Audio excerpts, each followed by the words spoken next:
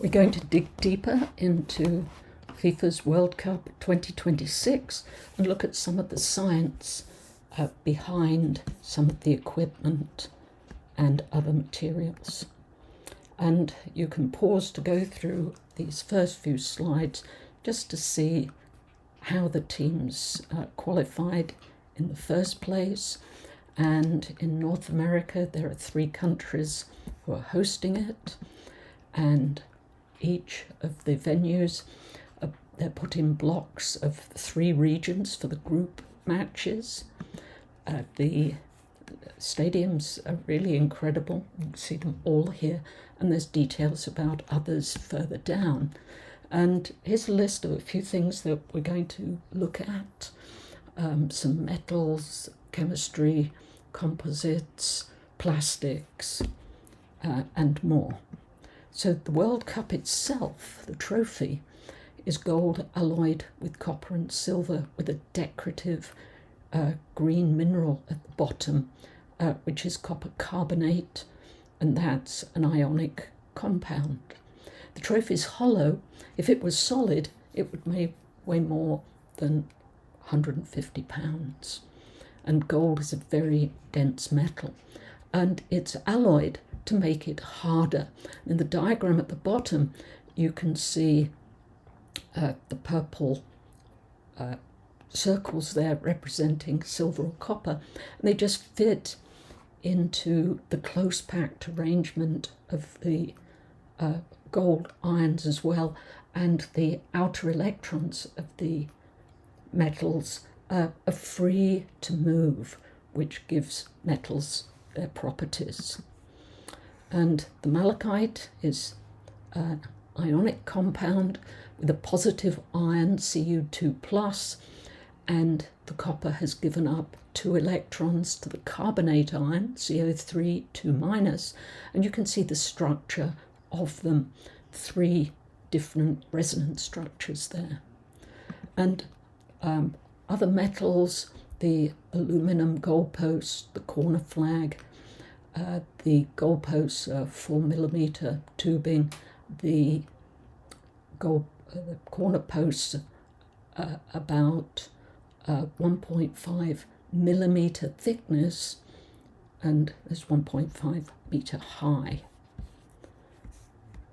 And if we look at the goal netting, it's a polymer of propylene. That's the monomer, the formula that you see there. 3 carbon atoms joined, and 2 of them joined with a double bond, which enables polymerization when that bond breaks. And here you see the repeating unit, double bond in propylene has broken, and thousands of those units join together to make the polymer. Another place where polymers are the hybrid grass.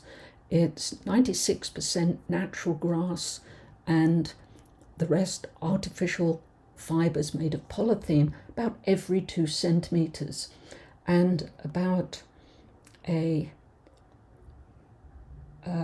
40 centimeter, about 15-inch length of the plastic is pushed down into half with a needle-like spike, and obviously the needle is taken away and makes a very durable playing surface. And so plastics, you have a monomer with the right chemistry of when it breaks up to get a repeating unit that can join tens of thousands to link together. And polythene, C2H4, the bond breaks for the repeating unit, and then they join in long chains. You'll find them in household packaging, and look for those recycling codes, high density and low density, for different properties of the polythene. And then there's polyester, where 2 different chemicals, sometimes called a copolymer here, actually join together to make the repeating unit. You can see that the formula at the bottom. And soda bottles, PET recycling number 1, and see what other household materials you can find that use that. The soccer ball, it's complex. A polyurethane outer layer, polyester, cotton layers bonded with polyurethane foam, layers of fibre, and inside the bladder that is inflated, a butyl rubber that holds the gas in there under pressure for a good amount of time. And so you can pause to read more detail here. And the ball is made up of 4 different sections which are tessellated together, fitted together a bit like a jigsaw. And let's look at the stadiums. The foundation, the risers, the tiered seating, reinforced concrete with steel bars and bars made into grids. Concrete is a composite, an aggregate of sand and stones mixed with a matrix cement, and obviously water is involved in the actual mixing of it. The facades, the outer views of them, they include a variety of different claddings in different venues: aluminum, glass, concrete, brick, stone. And pause to look when they were opened, special items about each one. The Mexico City Stadium built on volcanic rock, and many of them have significant renovations in their history, some of them just before, or 3 years before, in preparation for the 2026 World Cup. Vancouver Stadium, all named after the places because that's what FIFA required, no advertising names on the stadiums. Miami Stadium and Boston Field and New York, New Jersey, where the final will be played. And here about football boots, soccer cleats, a lot of synthetic plastics in the upper material, toe cap with extra coating on the fibres to assist grip with the ball. Insoles, which for elite footballers are specifically made for that person. Thermoplastic, polyurethane, carbon fibre, heel support, laces if present, polyester, nylon, and tongue if present, again synthetic material.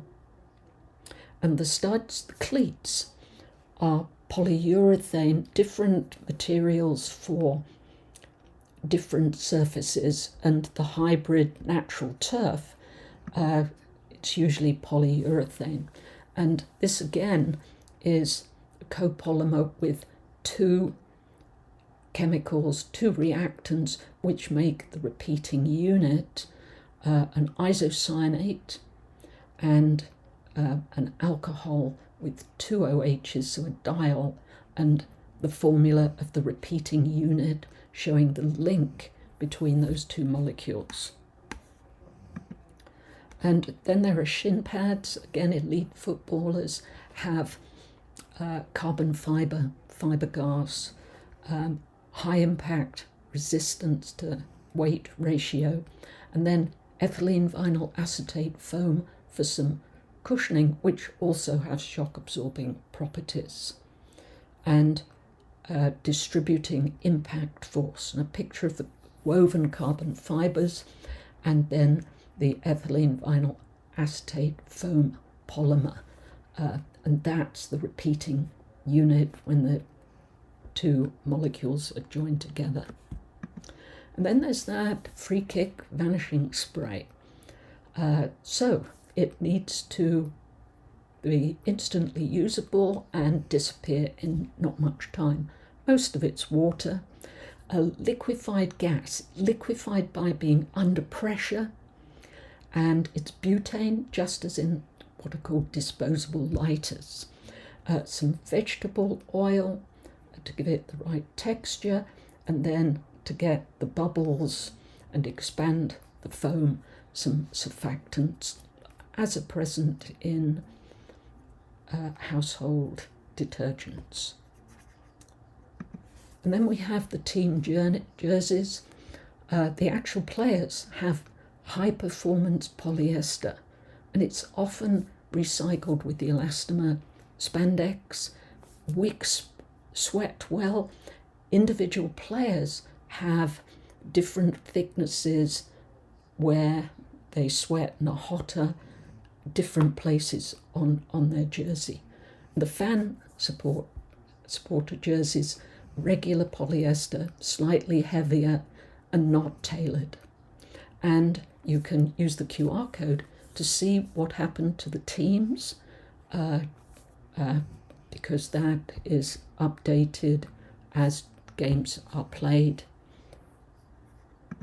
And finally, give credit to the amazing athletes on the field and their support teams of coaches, medical professionals, sports scientists, nutritionists, and more. And the scientists who continue to push the envelope of football performance with amazing material developments.